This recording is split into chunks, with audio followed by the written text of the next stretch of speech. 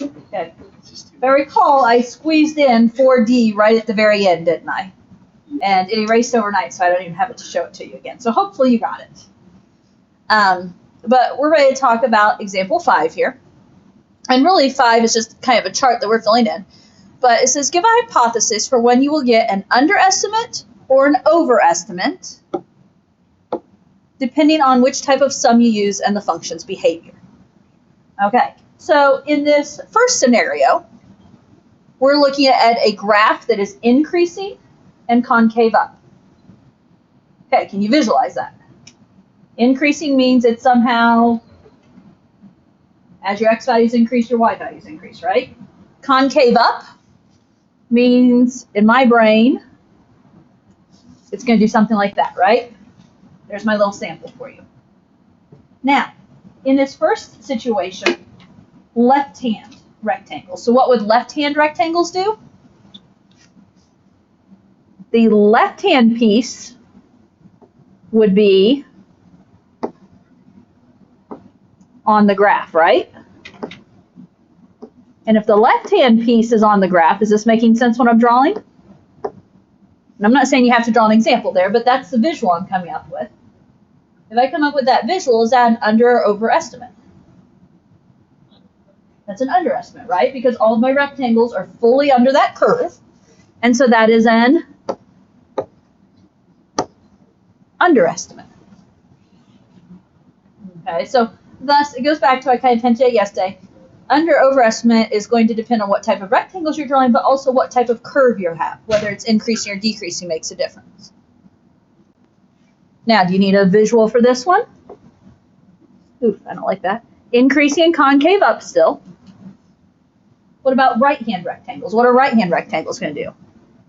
My point's going to be on the right, and my rectangle then is going to extend left, yes?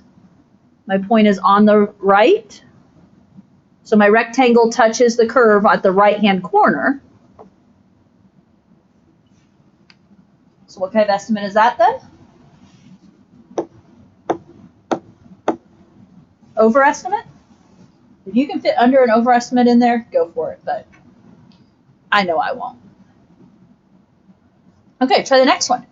Increasing but concave down. What's going to happen here? So increasing, it's still going up, but concave down means it's bowled the other way. So left hand. Left hand means what? My rectangle touches the left side of the curve.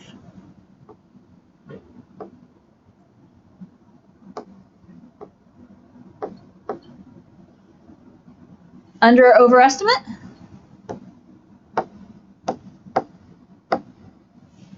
Underestimate? Are you able to kind of visualize these before I draw them?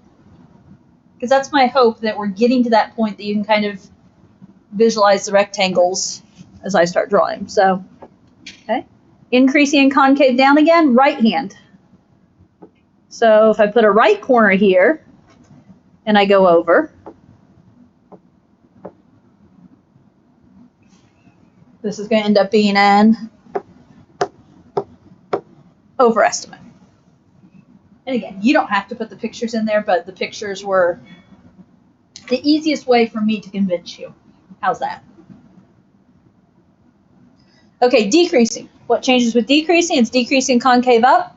So decreasing means my curve is going down. So left hand, my left corner is on the curve, and we extend right.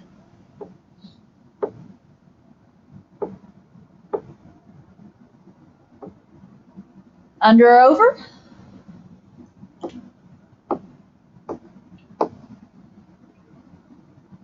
Overestimate? Decreasing concave up again, but right hand. So this time the right hand corner is on the graph.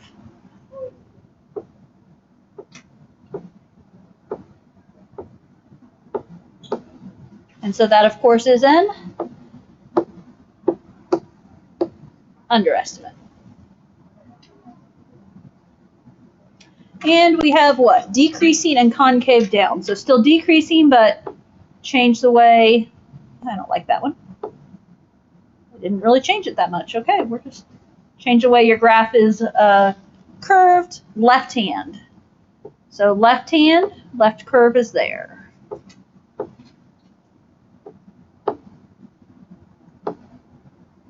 So left hand is going to be in overestimate. If it's decreasing and concave down again, right hand. Let's put the right corner of the rectangle on the graph.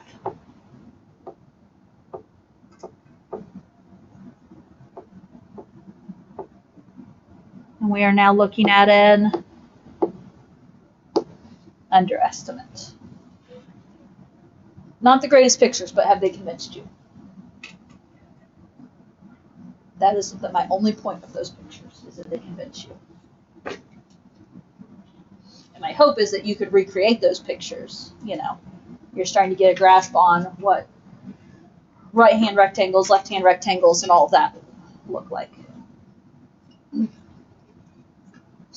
Okay, officially we only have one example left, but it's 4 solid problems plus a 5th one asking a question about them. So in the next page, the table represents the velocity in feet per second of a car traveling on a straight road over a 50-second time interval. We want to estimate the distance the car traveled over this interval using right-hand sums and left-hand sums, along with 2 different approximation techniques, the midpoint and trapezoidal rules. Use the table along with the graph for your computations. Okay. So A, estimate the total distance traveled by the car using the left-hand sum method with 5 partitions of equal length. Show your setup and draw the rectangles on graph number 1. It suggests in blue. I don't care what color you use, just, you know, whatever color works for you, right? So, if you look, this graph goes from 0 to 50, yes?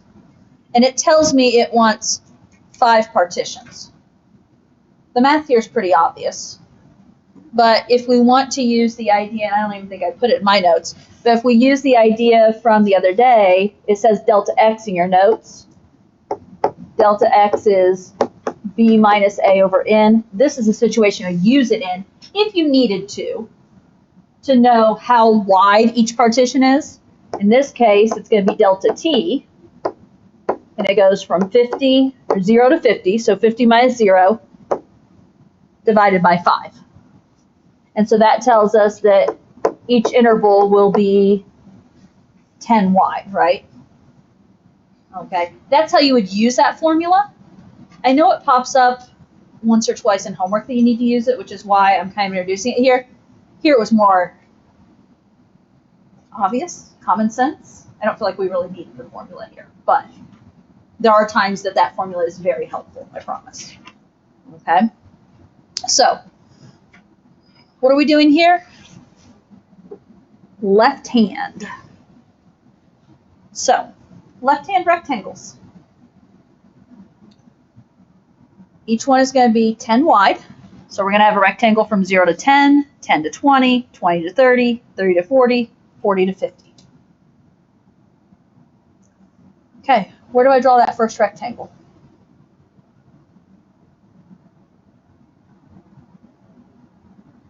Is it just going to be like you lay on the x-axis like that? Yeah.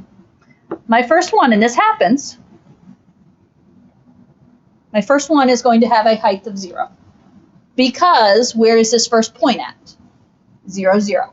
And so that is at 0, that's a height of 0. So my first rectangle will have a height of 0, as weird as that looks.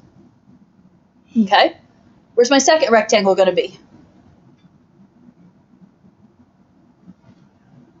Now my second rectangle goes from 10 to 20, and so it's going to be at a height of 20 right there.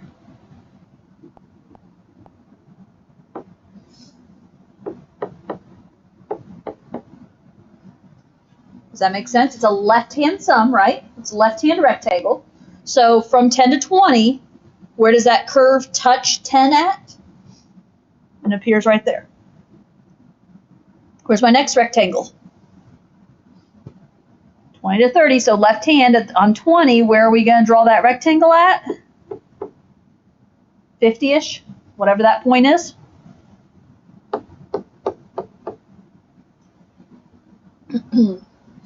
From 30 to 40, your left-hand sum is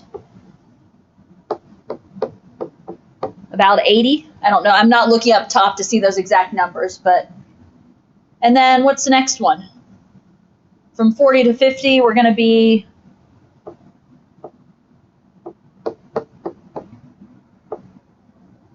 right there, yes? So those are my left-hand sums, if you will. Okay. Now, estimate the total distance, show your setup, and draw the rectangles. So we drew the rectangles. Now, this is a left-hand sum using 5. If you recall what I was doing yesterday, typical Riemann sum, you do the width, because assuming the width is consistent, which most of the time the width is consistent. There are occasions, I know there's one I think in homework you ran into where the width is not consistent. You have to do them individually. Assuming the width is consistent, we use one width, and then you can add up all the heights. What is my consistent width here? Each rectangle is 10 wide. Now, from there, the heights need to come from the chart, yes? You're not guesstimating. The heights are coming from the chart. So we're going to use heights associated with what? Associated with 0 here. We're going to use a height associated with 10, because I have a point when t is 10. We're going to use a height when t is 20.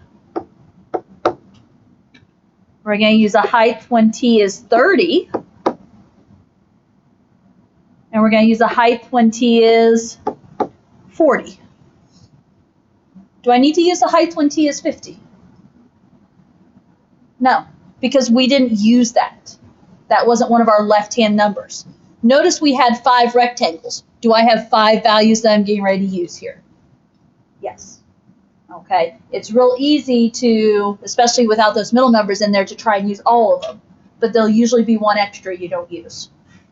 Okay, so I'm going to be doing 0 plus 20 plus 52 plus 80 plus 77.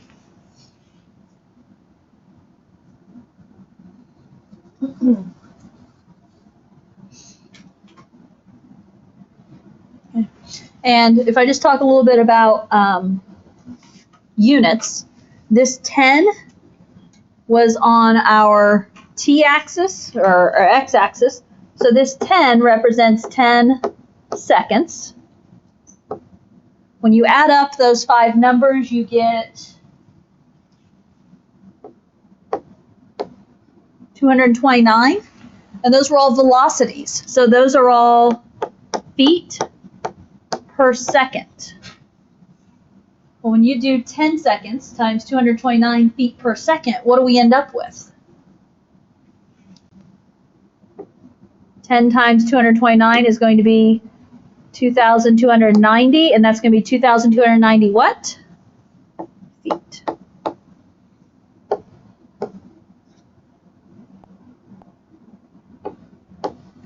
Okay, so I just wanted to show you there that your units do cancel when you multiply seconds times feet over seconds. Seconds do cancel, so it does legitimately end up feet, and they did ask us for distance, so that makes sense. Okay, questions there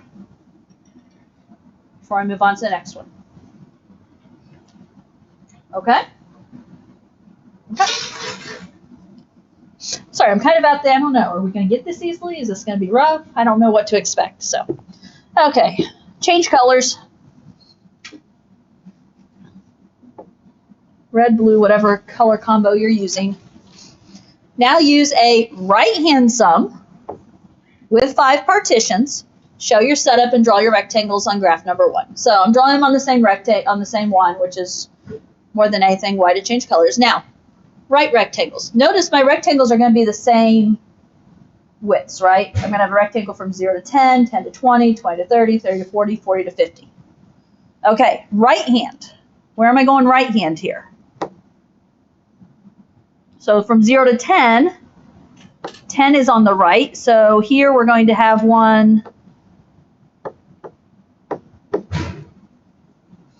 height around 20 there. Does that make sense?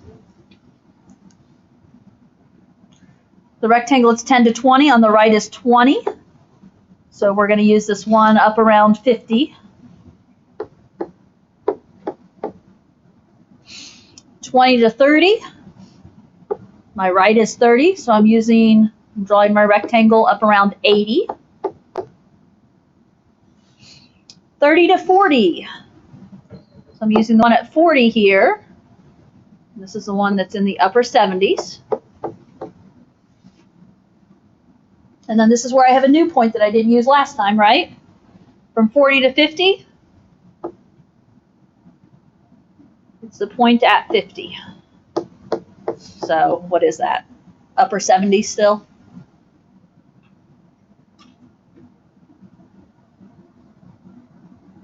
So now, since these were right hands, we're no longer using when time is 0. We're going to use when time was 10, 20, 30, 40, and 50.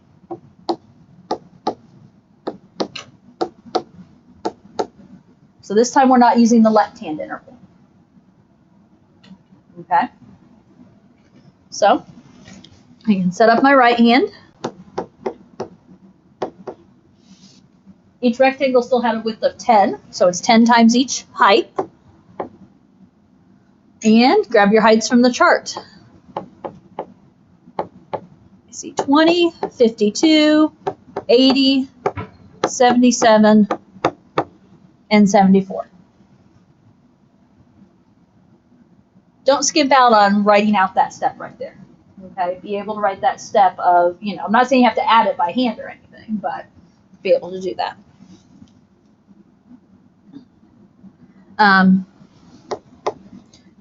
Labeling, it's going to be the same. It's 10 seconds times what? 303. So 3,030 feet.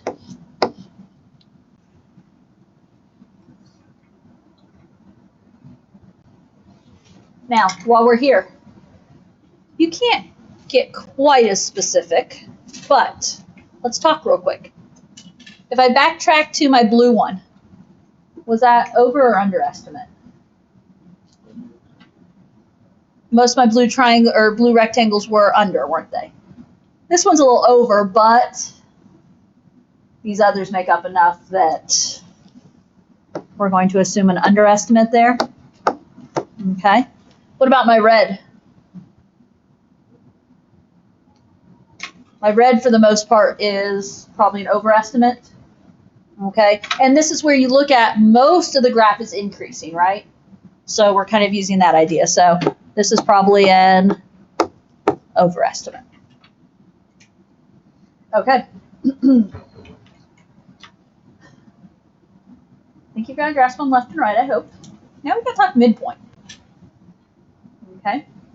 I can kind of change the way you think here.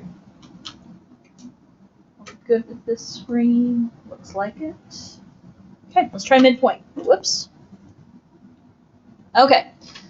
Now use the midpoint sum with 5 partitions. The first rectangle is shown. Show your setup. Now, I don't know, pick a color you want, because here's the deal. We're going to do midpoint and trapezoidal on the same graph here. So you're going to have 2 sets drawn again.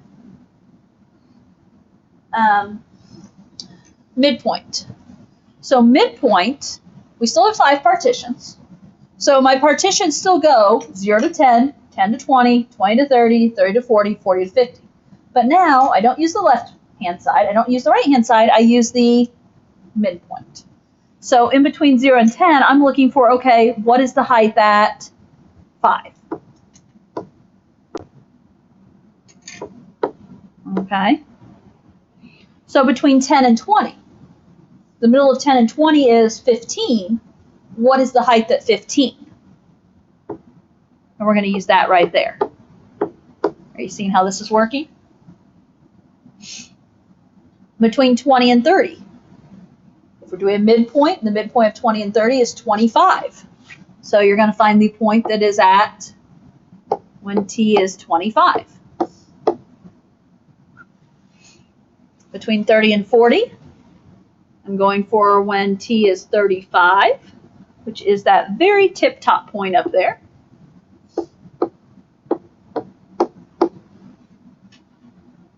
And between 40 and 50, I'm looking at 45 there.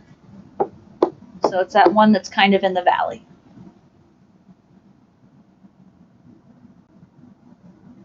Got it?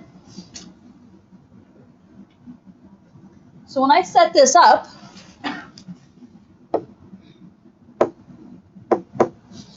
we can set up just like a left or a right hand. They all have the same width again, yes. All of my rectangles have a width of 10. And then we have to grab the heights. Now, I'm going to go back for a moment to my other page where my chart is. And when we look at this, for my midpoints, now we're going to be using 5, 15, 25, 35, and 45. And that's 5 midpoint values, isn't it? So those are the 5 that match up. So now we're going to use those to do this problem. I have written down 14, 28, 70, 86, and 70. You guys have it all on the same page in front of you, so.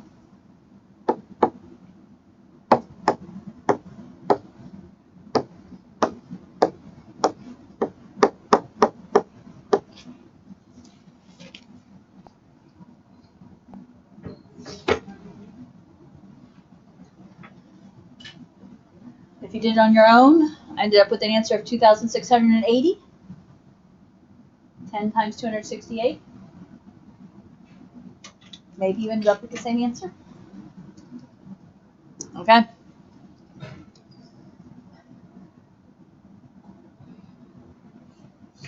Brains aren't warmed up yet. They will be now. Because now we've got to do trapezoidal. All of these others have been rectangles, yes? Rectangles are very basic. It's a length times a width, right? Ends up being basically the width of the rectangle times the height of the rectangle. Okay, trapezoidal. So notice it still says 5 partitions. So we're still doing the 0 to 10, 10 to 20, all that business. The trapezoidal is a little bit more precise because we're using trapezoids. So the idea, these trapezoids are standing on the end. They have, their 2 bases are the parallel sides. Okay, so the parallel sides. You've got one of the sides down here meeting at the right angle, and then this other side is going to be angled.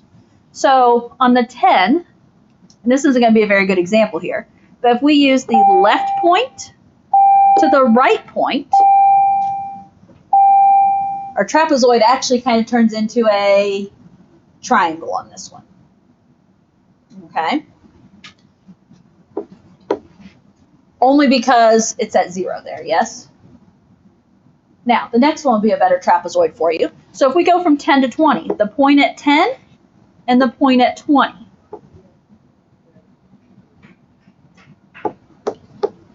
Is going to be that trapezoid there. Are you seeing those trapezoids? Every trapezoid is going to be a little bit different. The trapezoid from 20 to 30. So you're going to the point at 20 to the point at 30, connecting with a straight line. These are trapezoids standing on end, right? Your parallel pieces are vertical. From 30 to 40, the point at 30 and the point at 40, if you connect them, looks like that.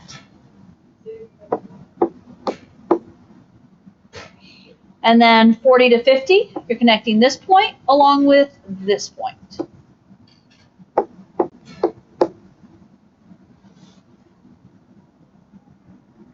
We're getting a little more precise here with our answer, aren't we?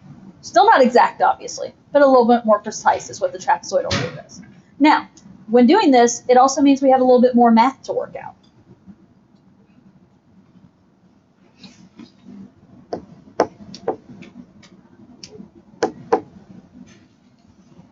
Okay, you ready to talk about the math here? Because can I just do, with rectangles, it's length times width. All the widths are the same. We just have to add the heights, right? Okay, well, that trapezoid formula that Ethan magically knew yesterday, right? Do we remember it all? Every trapezoid is going to start with a 1/2, right? So all these trapezoids that we're adding up are going to start with a 1/2. What else do trapezoids start with? Well, I started with it. Ethan had it at the end yesterday. It was 1/2 times the height, and then it's base 1 plus base 2, right? Well, here's the deal. What are the heights of these trapezoids? 10. Right? Because a height goes from base to base. So all of these heights, like the past 3 versions of this problem we've done, are the same. So we can go ahead and say times 10. Now, here's the deal. It's base 1 plus base 2. So, I know it's a triangle, but I'm going to call it a trapezoid, okay? First trapezoid. What are the heights of those bases? There's a height of 0 here, and a height of, I think it's exactly 20 if you look up at the chart, isn't it? So there's a height of 0 and a height of 20. Now, how do I want to do this? Okay. You might hold off on writing that for a moment. But there's a 0 and a 20, yes? For the first trapezoid. What's the second trapezoid have as its heights? 20 again. And is it 52 according to the chart? So what are we going to have here? We're not going to have just one 20, but we're going to have 2 20s plus, and again, you might hold off and kind of write a little bit behind me, a 52 at this moment. But do you see where this is going? What's trapezoid 3 have as heights?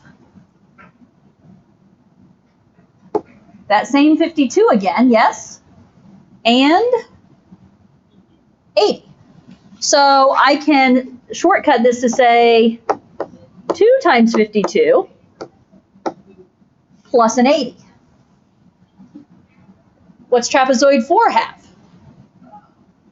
A height of 80 and a height of 77, she says. So I can shortcut this and make it 2 times 80 plus the 77. Oh, wait, the last one? What's the last one have? 77. Another 77. And a what? 74? Whoops, thought it was 72. Only because I was going totally off of memory. Now, I kind of took you through that the slow, long way because I wanted you to understand it. The shortcut with trapezoidal rule. What I remember is the ends I do 1 of, all the inside pieces are 2 of.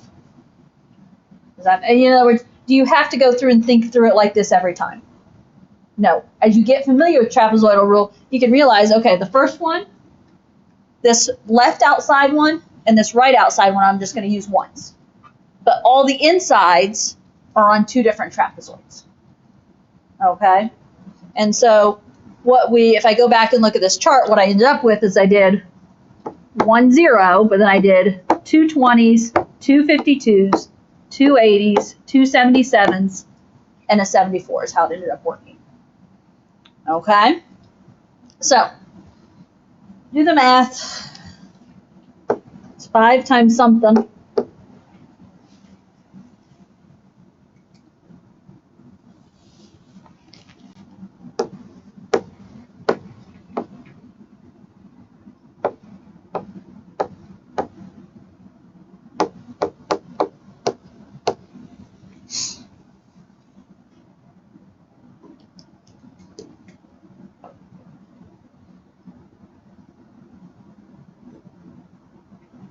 Now, all the ones we've done today have the same widths, and most of the time they will have consistent widths. If they don't have consistent widths, it just means you have to do it the long way.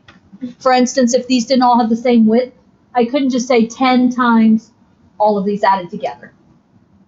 Okay, I would have had to say, okay, 10 times 14, 10 times 28, 10 times 70, 10 times 86, 10 times, I would have, if there were some different ones in there, I would have had to write it out the long way. Okay, so just be aware of that. I know it happens at least once in homework because I was kind of annoyed that it came up in homework and not in the notes. Okay, so we may have to talk about that one in notes. Okay, E, what's E say? Find the average of L5 and R5. How does this compare to the trapezoidal sum? So, how do we find average? Add and divide by 2. What was L5? Left-hand sum was 2290. Right-hand 3030. Yep. Right-hand sum was 3030.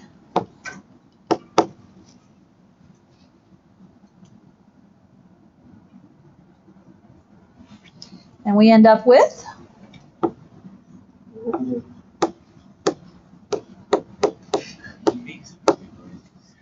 It made me excited. I'm assuming that was a noise of, oh wow, I'm excited about that one. Why? The exact answer? It's the same as the trapezoid. Yeah. Okay. So how does it compare? Well, the average is the same, right? Average of L5 and R5 is the same. I'm just going to abbreviate again. T5. Those are sloppy 5s. I promise those are 5s. Not sure they look like it, but now think about it. Does that make sense that they're the same? It should. I mean, the fact that when we went through and did this, when you're doing base 1 plus base 2, think here we're doing base 1 plus base 2 and dividing by 2, right? We did that 5 different times. So it should be the same. Which one's more accurate, the most accurate? Trapezoidal is going to be more, most of the time, trapezoidal is going to be more accurate than a left, right, or midpoint. In terms of, I would say midpoint's probably going to tend to be more accurate than left and right. But here's the deal, it all depends on the curve. Every curve is different, and so that will affect the math behind it. Okay? Okay. You actually do get some homework time to work on it. Get to it.